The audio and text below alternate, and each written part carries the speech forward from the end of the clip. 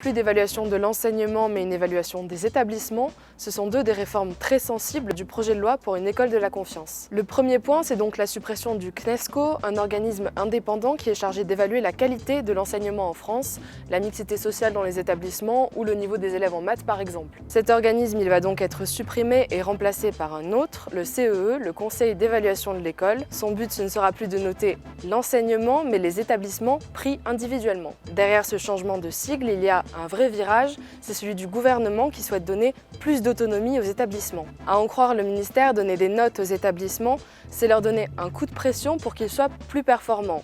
En toile de fond de cette volonté, il y a une baisse assez constante du niveau de l'école française dans les classements internationaux. Alors selon le CE, ce sera quoi un bon lycée ou un bon collège? À ce stade, on ne connaît pas tous les critères qui seront déployés puisque l'instance doit être mise en expérimentation au premier semestre 2019. Deux axes se dégagent. Le premier, c'est le climat scolaire que les établissements vont devoir évaluer eux-mêmes en prenant notamment en compte la question du harcèlement scolaire. Deuxième axe, c'est l'évaluation pédagogique qui va surtout être assurée par les inspecteurs. Noter les établissements et leur donner plus d'autonomie, c'est une idée qui fait peur à une grande partie du personnel de l'éducation nationale. Mais contre toute attente, selon l'OCDE, donner plus d'autonomie aux établissements, c'est aussi lutter contre les inégalités scolaires.